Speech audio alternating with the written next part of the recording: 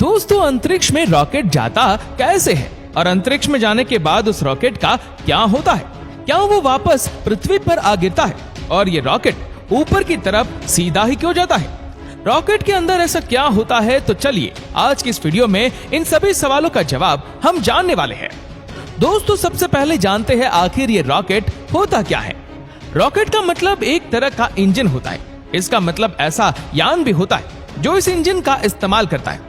अंतरिक्ष में भेजे जाने वाली मिसाइल, अंतरिक्ष यान या किसी विमान को पृथ्वी के गुरुत्वाकर्षण क्षेत्र से उठाने के लिए और रॉकेट का इंजन जरूरी होता है। जेट इंजन की तुलना में रॉकेट का इंजन थोड़ा डिफरेंट होता है। जेट का इंजन वायुमंडल से ऑक्सीजन लेकर अपने काम को करता है, जबकि रॉकेट इंजन इसके विपरीत अपने साथ हर वह चीज लेकर चलता है जिन चीजों की उसे आवश्यकता होती है।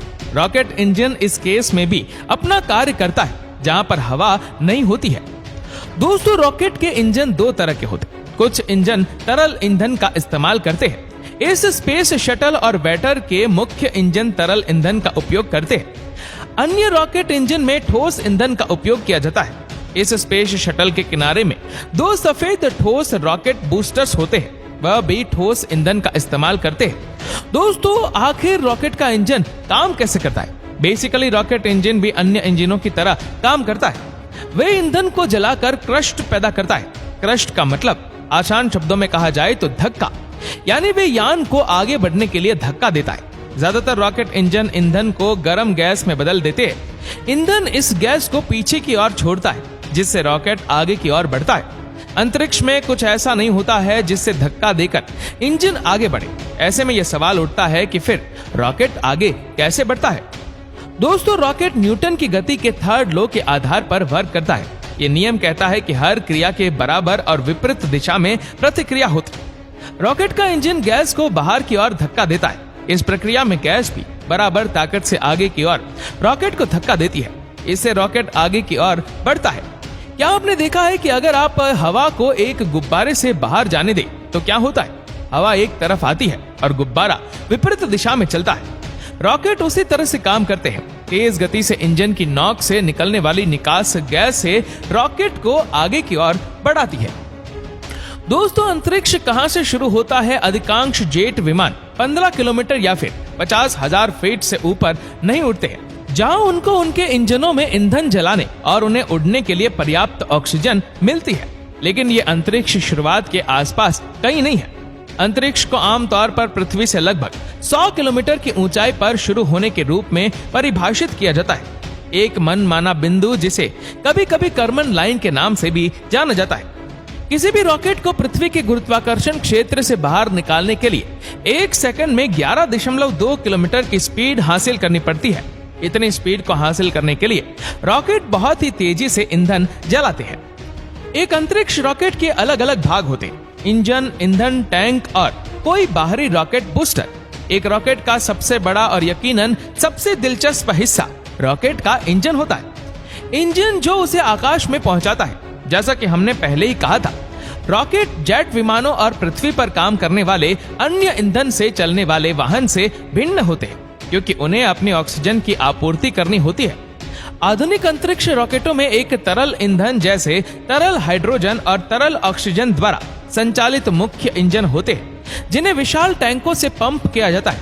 ईंधन, जिसे प्रोपेलेंट भी कहा जाता है, और ऑक्सीजन, जिसे ऑक्सीडाइजर कहा जाता है, वो कम तापमान और उच्च दबाव में संग्रहित किया जाता है।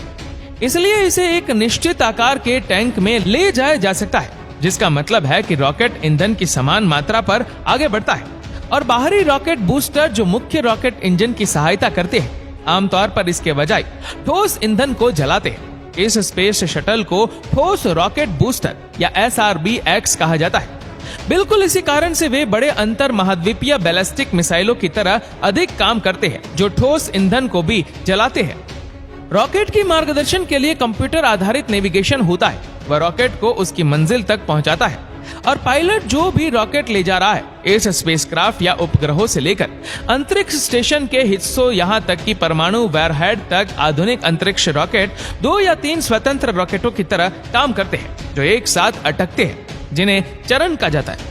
हालांकि आमतौर पर केवल अंतिम चरण में रॉकेट के सभी महत्वपूर्ण पायलट शामिल होते हैं। निचले चरण बदले में टूट जाते हैं क्योंकि वे अपने ईंधन का उपयोग करते हैं और केवल ऊपरी चरण रॉकेट की अंतिम गंतव्य यानी कि जो उसका लक्ष्य है वहां तक पहुंचता है। कुछ रॉकेट स्पेस शटल और यूरोपियन एरियन रॉकेट के पूरे झुंड की तरह दिखते हैं जिन्हें एक साथ स्ट्रैप्ड किया जाता है। बीच में एक मोटा जिसमें कुछ स्क्रीनियर होते हैं बड़ा केंद्रीय रॉकेट मुख्य होता है। दोनों तरफ से पतले रॉकेट जिन्हें बूस्ट रॉकेट कहा जाता है वे आतिशबाजी की तुलना में थोड़ा अधिक है जो कि मुख्य रॉकेट इंजन को अंतरिक्ष तक पहुंचाने के लिए उसे ऊपर की ओर उठाने के लिए बूस्ट करते हैं।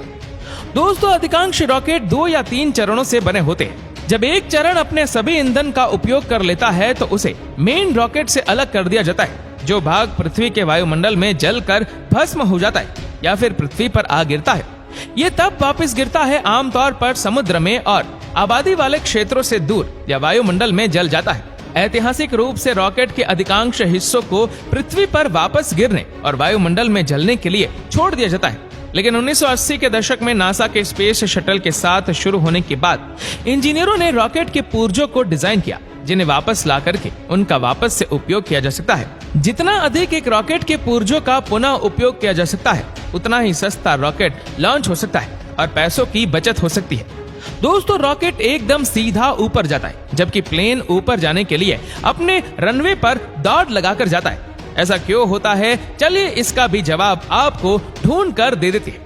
दोस्तों किसी भी विमान को ऊपर उठाने के लिए धक्के की जरूरत पड़ती है। एरोप्लेन पक्षियों और उड़ने वाले कीट के पंखों से जब हवा टकराती है तो इस हवा को पंखों से पीछे ठेलकर वे ऊपर उड़ते हैं। रॉकेट में पंख नहीं होते और इसीलिए उन्हें ऊपर उठने के लिए जरूरी धक्का उनके इंजन से ही मिलता है।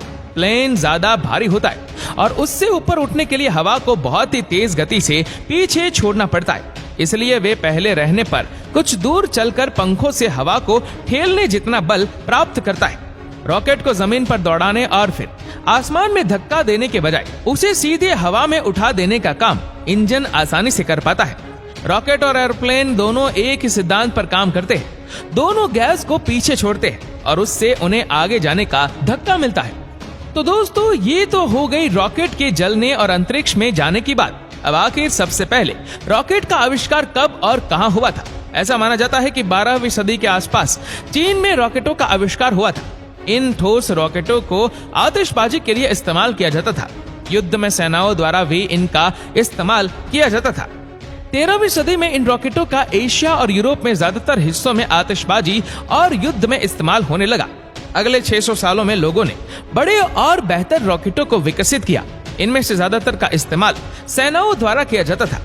तो दोस्तों आपको ये वीडियो कैसी लगी हमें नीचे कमेंट करके जरूर बताएगा। और अगर आपको ये वीडियो अच्छा लगा हो तो इस वीडियो को लाइक करेगा, शेयर करेगा ज्यादा से ज्यादा लोगों तक। और ऐसे ही और भी इंटरेस्टिंग वीडियोस को यूट्यूब पर देखने के लिए नीचे कमेंट सेक्शन में लिंक दी गई है जिसके ऊपर क्लिक करके हमारे चैनल को आप सब्सक्राइब करें और बेल आइकन दबाएं ताकि हमारे हर लेटेस्ट वीडियो की अपडेट आपको मिलेगी सबसे पहले। धन्यवाद।